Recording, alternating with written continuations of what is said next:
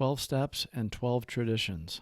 Forward. Alcoholics Anonymous is a worldwide fellowship of more than 100,000 alcoholic men and women who are banded together to solve their common problems and to help fellow sufferers in recovery from that age-old, baffling malady, alcoholism. Asterisk. In 1998, it is estimated that over 2 million have recovered through AA. This book deals with the 12 steps and the 12 traditions of Alcoholics Anonymous. It presents an explicit view of the principles by which AA members recover and by which their society functions. AA's 12 steps are a group of principles, spiritual in nature, which, if practiced as a way of life, can expel the obsession to drink and enable the sufferer to become happily and usefully whole. AA's 12 traditions apply to the life of the fellowship itself. They outline the means by which AA maintains its unity and relates itself to the world about it, the way it lives and grows. Though the essays which follow were written mainly for members, it is thought by many AA's friends that these pieces might arouse interest and find application outside AA itself. Many people, non-alcoholics, report that as a result of the practice of AA's 12 steps, they have been able to meet other difficulties of life. They think that the 12 steps can mean more than sobriety for problem drinkers. They see in them a way to happy and effective living for many, alcoholic or not. There is, too, a rising interest in 12 traditions of Alcoholics Anonymous. Students of human relations are beginning to wonder how and why AA functions as a society. Why is it, they ask, that in AA no member can be set in personal authority over another, that nothing like a central government can anywhere be seen? How can a set of traditional principles, having no legal force at all, hold the fellowship of Alcoholics Anonymous in unity and effectiveness? The second section of this volume, though designed for AA's membership, will give such inquirers an inside view of AA never before possible. Alcoholics Anonymous began in 1935 at Akron, Ohio, as the outcome of a meeting between a well-known surgeon and a New York broker. Both were severe cases of alcoholism and were destined to become co-founders of the AA Fellowship. The basic principles of AA, as they are known today, were borrowed mainly from the fields of religion and medicine, though some ideas upon which success finally depended were the result of noting the behavior and needs of the fellowship itself. After 3 years of trial and error in selecting the most workable tenets upon which the society could be based, and after a large amount of failure in getting alcoholics to recover, 3 successful groups emerged. The first at Akron, the second at New York, and the third at Cleveland. Even then, it was hard to find 20 of sure recoveries in all 3 groups. Nevertheless, the Infant Society determined to set down its experience in a book which finally reached the public in April 1939. At this time, the recoveries numbered about 100. The book was called Alcoholics Anonymous, and from it, the fellowship took its name. In it, alcoholism was described from the alcoholic's point of view. The spiritual ideas of the society were codified for the first time in the 12 steps, and the application of these steps to the alcoholic's dilemma was made clear. The remainder of the book was devoted to 30 stories or case histories in which the alcoholics described their drinking experiences and recoveries. This established identification with the alcoholic readers and proved to them that the virtually impossible had now become possible.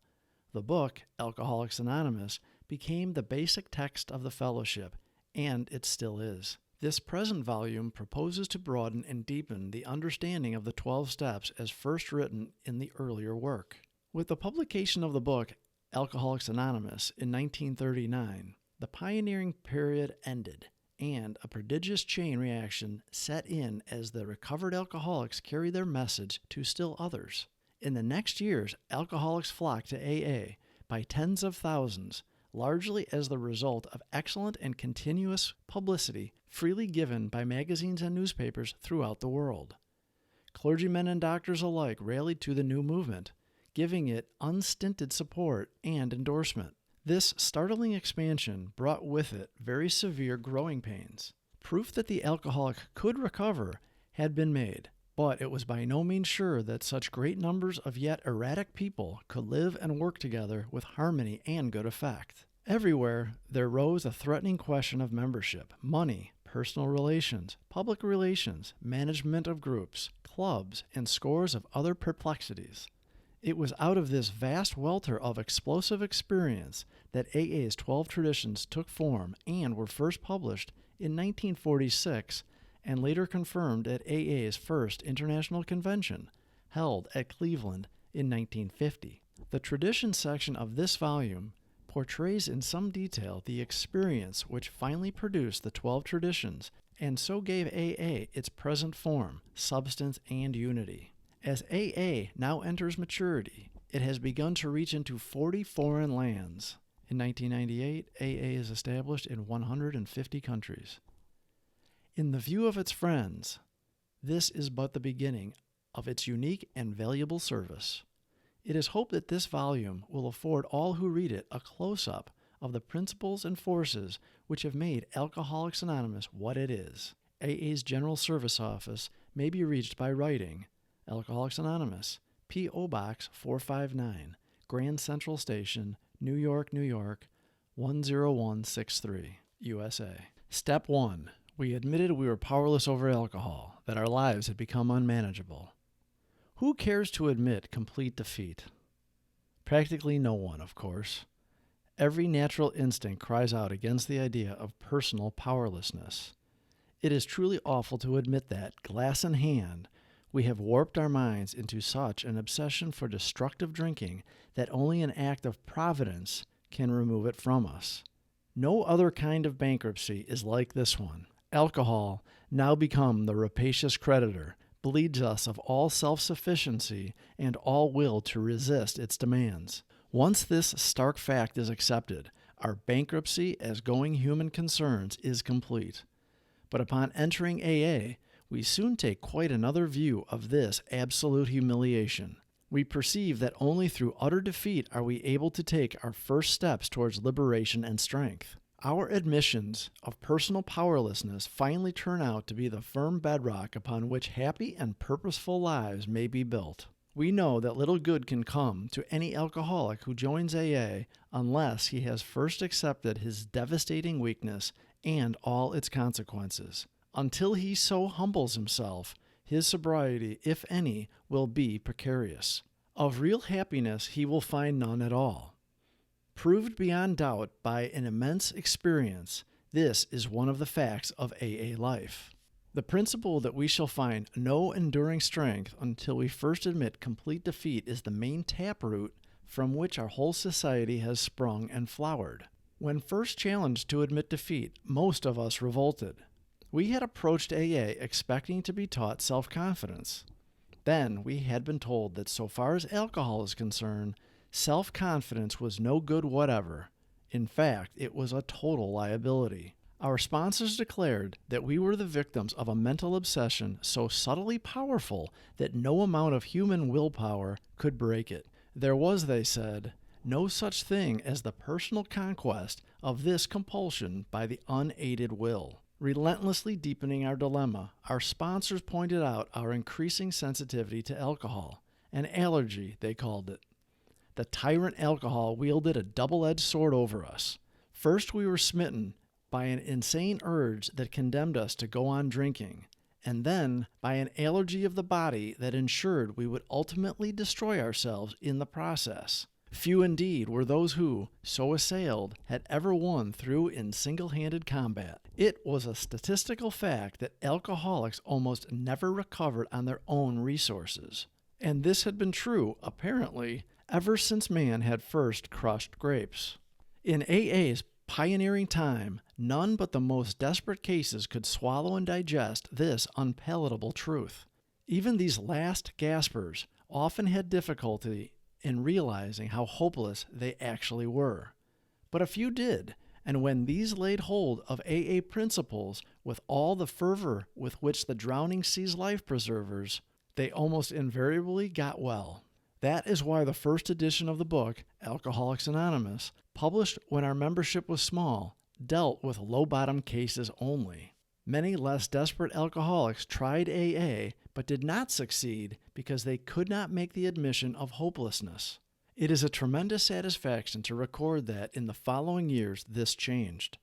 Alcoholics who still had their health, their families, their jobs, and even 2 cars in the garage began to recognize their alcoholism. As this trend grew, they were joined by young people who were scarcely more than potential alcoholics. They were spared the last 10 or 15 years of literal hell the rest of us had gone through. Since step 1 requires an admission that our lives had become unmanageable, how could people such as these take this step? It was obviously necessary to raise the bottom the rest of us had hit to the point where it would hit them. By going back in our own drinking histories, we could show that years before we realized it, we were out of control, that our drinking even then was no mere habit, that it was indeed the beginning of a fatal progression. To the doubters we could say, perhaps you're not an alcoholic after all. Why don't you try some more controlled drinking? Bearing in mind, meanwhile, what we have told you about alcoholism. This attitude brought immediate and practical results. It was then discovered that when one alcoholic had planted in the mind of another the true nature of his malady, that person could never be the same again. Following every spree, he would say to himself, maybe those AAs were right. After a few such experiences, often years before the onset of extreme difficulties, he would return to us convinced. He had hit bottom as truly as any of us. John Barleycorn himself had become our best advocate. Why all this insistence that every AA must hit bottom first? The answer is that few people will sincerely try to practice the AA program unless they have hit bottom. For practicing AA's remaining 11 steps means the adoption of attitudes and actions that almost no alcoholic who is still drinking can dream of taking. Who wishes to be rigorously honest and tolerant? Who wants to confess his faults to another and make restitution for harm done? Who cares anything about a higher power, let alone meditation and prayer? Who wants to sacrifice time and energy in trying to carry AA's message to the next sufferer? No, the average alcoholic, self-centered to the extreme, doesn't care for this prospect, unless he has to do these things in order to stay alive himself. Under the lash of alcoholism, we are driven to AA, and there we discover the fatal nature of our situation. Then, and only then, do we become as open-minded to conviction? Then, and only then, do we become as open-minded to conviction and as willing to listen as the dying can be.